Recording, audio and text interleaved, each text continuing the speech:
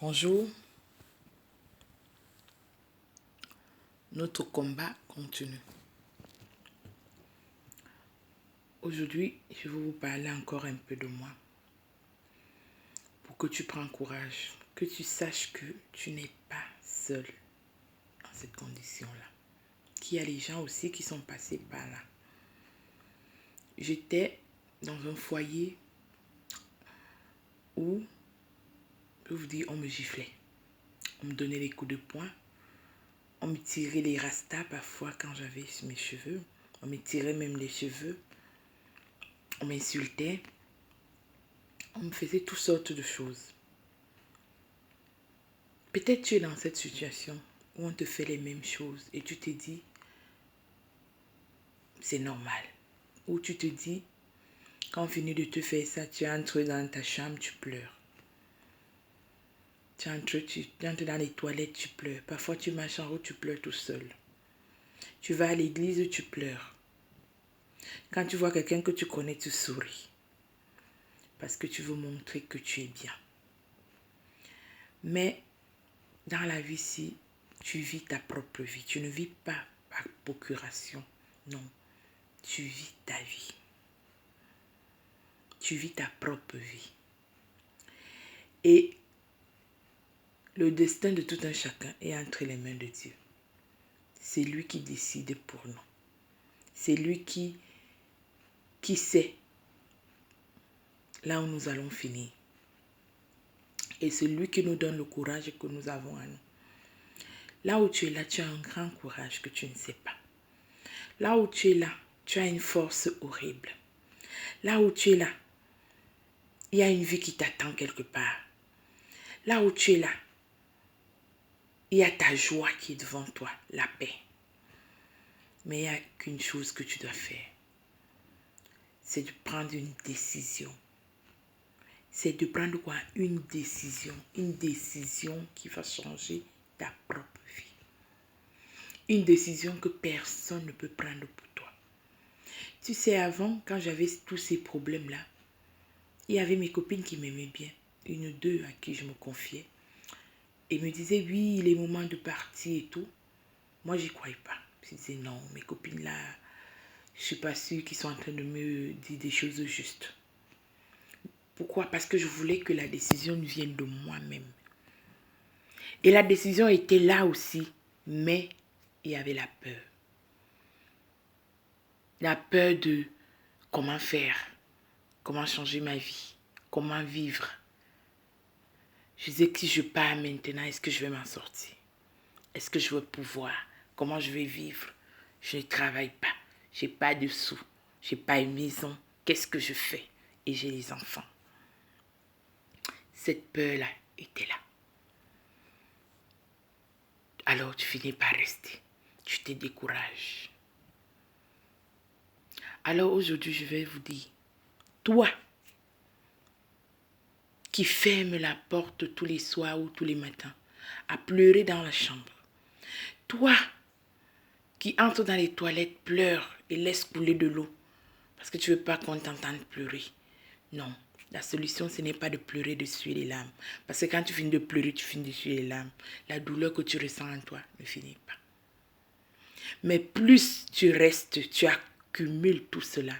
Psychologiquement, tu deviens malade. Malade pourquoi? Parce que dans ta tête, il n'y aura que ça.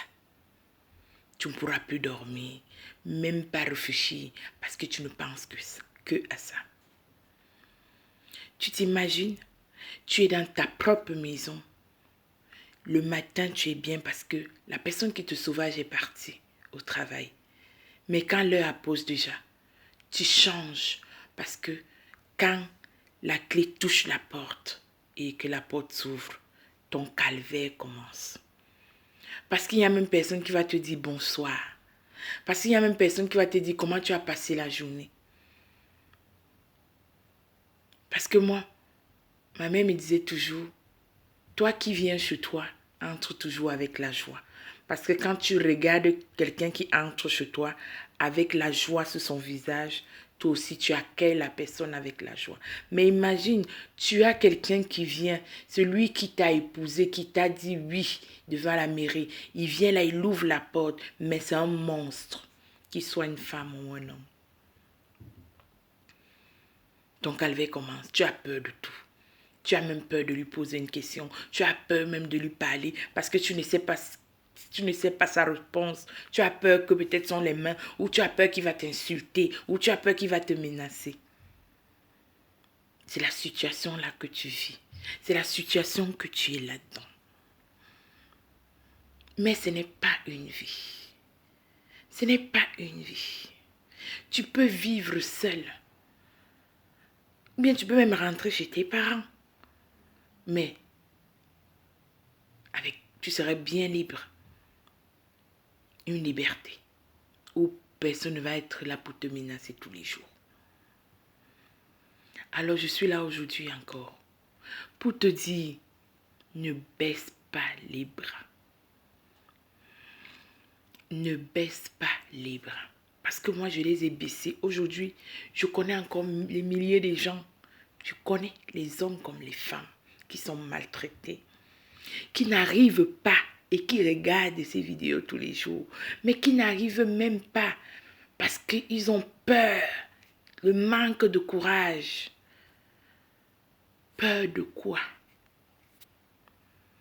Est-ce que ce qu'on te fait dans la maison où tu es n'est pas plus grave qu'avoir peur?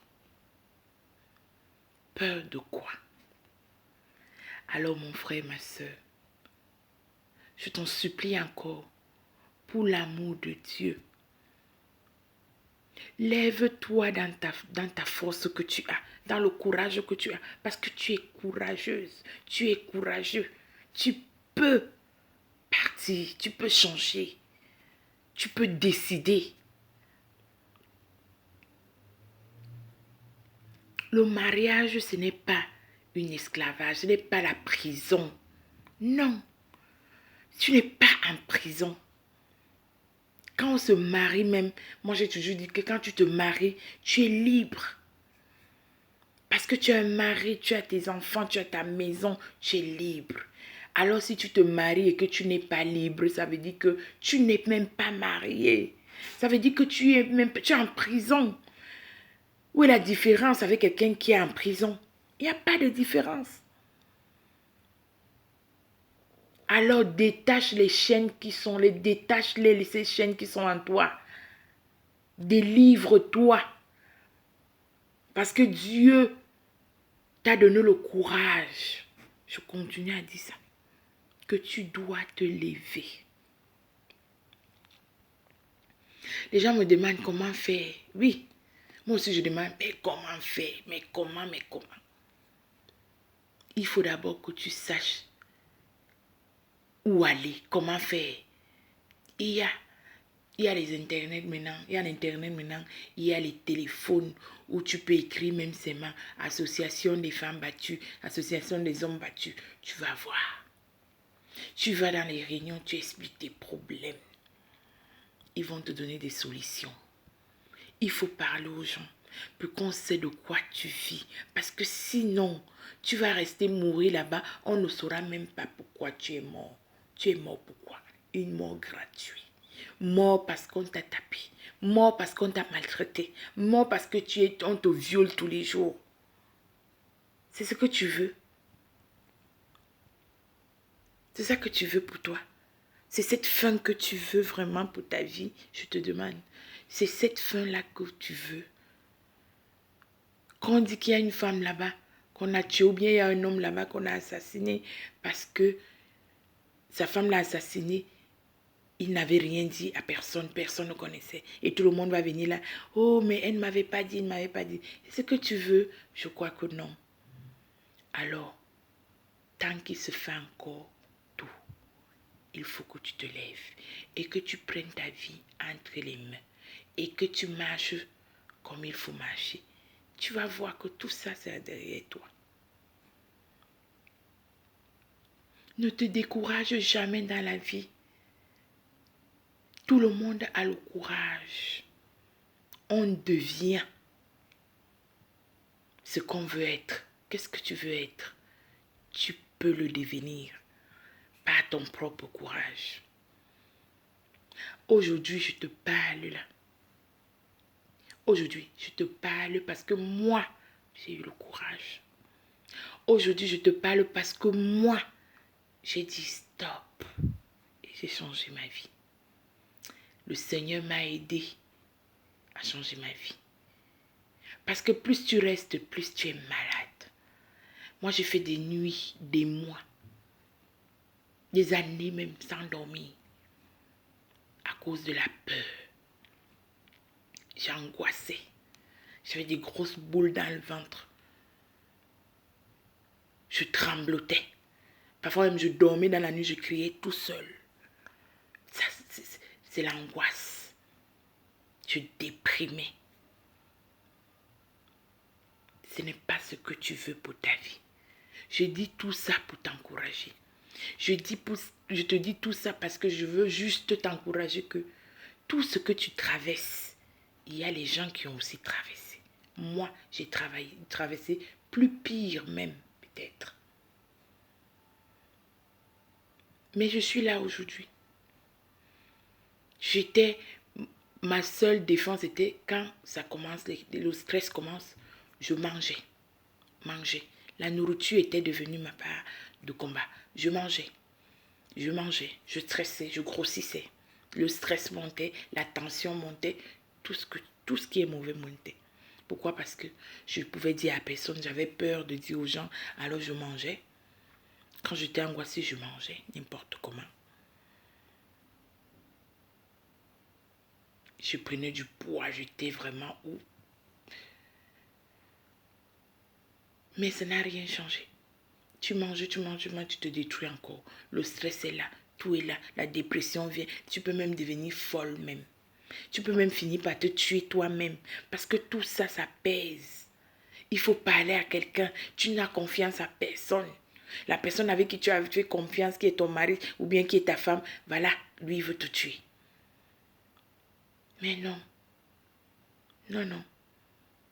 Tu dois te lever. Tu ne peux pas vivre comme ça. Tu dois changer. Tu dois changer. Et tu peux changer. Tu pries un Dieu. Et le Dieu que tu pries, il est plus fort au-delà de tout ce que tu peux imaginer. Le Seigneur nous donne la capacité et la force de pouvoir surmonter les difficultés de la vie. Il nous met sur le droit chemin. Il nous aide à prendre des bonnes décisions. Alors, remets ta vie à Dieu et tu te lèves avec la force que le Seigneur te donne pour pouvoir changer ta vie. Je t'en supplie, toi qui m'écoutes, parce que c'est une histoire grave. Ceux qui ne vivent pas cette histoire ne peuvent pas la comprendre. Pour la comprendre, il faut vraiment que tu la vives. Moi, je l'ai vécue et je la comprends. Et je sais qu'elle peut détruire la vie de quelqu'un. Je sais qu'elle peut amener quelqu'un à se suicider. Parce que c'est vraiment pas bon. Alors je t'en supplie, toi qui es dans cette position, ne laisse pas que ça arrive. Non, fais-le pour toi d'abord. Fais-le pour tes enfants aussi. Parce que c'est important. Il faut que tu sois capable d'élever tes enfants avec une bonne tête, avec un bon cerveau. Sinon, tu vas reprendre tout ça à tes enfants tous les jours. Oh, ton père c'est ci, ou bien oh, ta mère c'est ci. Mais tu ne veux pas que ça arrive comme ça. Alors je t'encourage encore, pour l'amour de Dieu qui t'a créé pour vivre dans ce monde. Lève-toi et prends une décision. Dis qu'aujourd'hui, c'est bon avec cette souffrance. Et cette souffrance-là va être ta force demain. Et c'est ça qui va te rendre une femme forte et courageuse. Et que plus personne ne pourra plus jamais te maltraiter. Parce que la souffrance nous rend plus fortes. La souffrance nous rend forts. La souffrance nous rend intelligents. Alors, prends cette souffrance que tu vis et fais de cette souffrance ta force. Fais de cette souffrance ta force. Et tu verras que tu ne vas pas regretter. Mais tu vas te dire pourquoi j'ai perdu le temps. Et tu vas aider d'autres personnes qui sont dans la même situation. Alors, je t'encourage. Que le Seigneur te bénisse, te protège. Et lève-toi. N'oublie pas, il y a un Dieu là-haut qui t'aime fort. Ciao.